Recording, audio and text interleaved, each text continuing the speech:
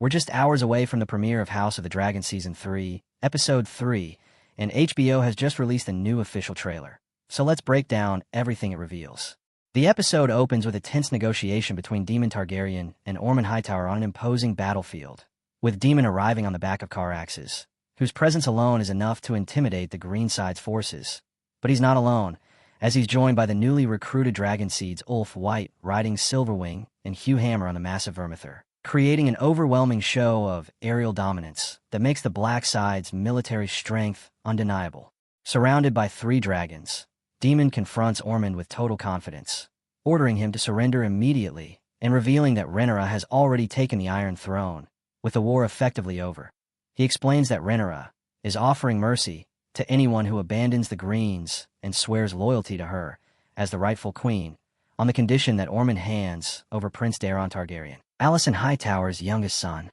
Ormond initially says he'd rather die fighting than kneel to his enemies, but ultimately recognizes his duty extends beyond personal pride to protecting the thousands of soldiers under his command.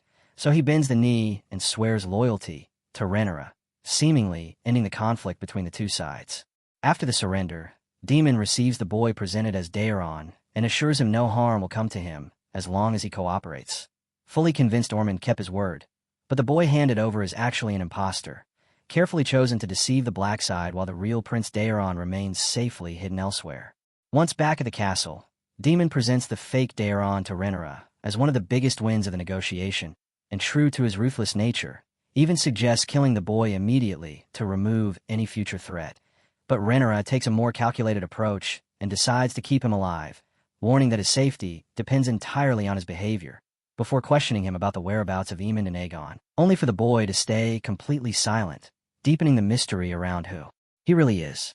Later, Rhaenyra meets with the High Septon to discuss holding her coronation as soon as possible, but he refuses to anoint her queen without solid proof that Aegon is dead, and the two also clash over the role of dragons in the world, with the High Septon arguing that dragons only bring destruction while the gods represent creation, order, and hope.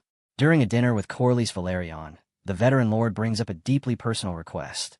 He wants Alan named as his official heir and asks that both Alan and Adam be formally legitimized as true Velaryons.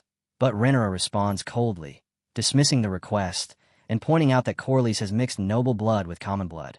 When Corlys raises the issue again in a later meeting, Rhaenyra rejects it once more, insisting there are more urgent matters facing the realm, a response that deeply wounds Corlys after everything he sacrificed for her cause. Feeling scorned, he loses his composure and, in a moment of stunned silence from everyone present, directly calls Joffrey a bastard, extending the same accusation to Lucerys and Jacaerys, openly questioning the legitimacy of the heirs who've been recognized as Targaryens for years, leaving Rhaenyra completely stunned.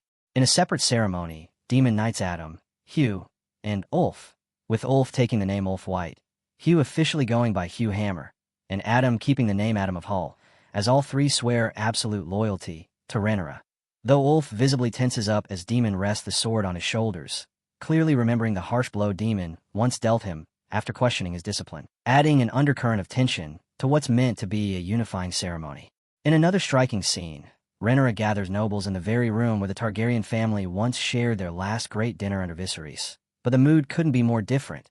She orders rats caught inside the Red Keep to be served as a harsh lesson about what commoners have been forced to eat to survive, a shocking illustration of how badly the capital has deteriorated under Aegon's rule, especially after he had all the rat catchers exterminated, triggering a plague now infesting the castle itself.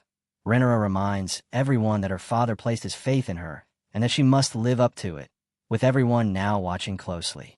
But her new reign is immediately hit by a crisis separate from the war, as her advisors reveal the kingdom's dire financial state. Tywin Lannister emptied the royal coffers before fleeing King's Landing, leaving barely enough funds to keep things running for a week or two.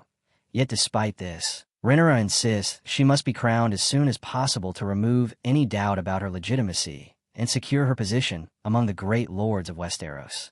As she sits lost in thought over these mounting pressures, Alicent Hightower requests a private audience to make one final, deeply personal plea, setting aside years of rivalry to ask that Otto Hightower's remains be sent to Old Town so he can be laid to rest beside his wife and given a proper burial according to his house's traditions.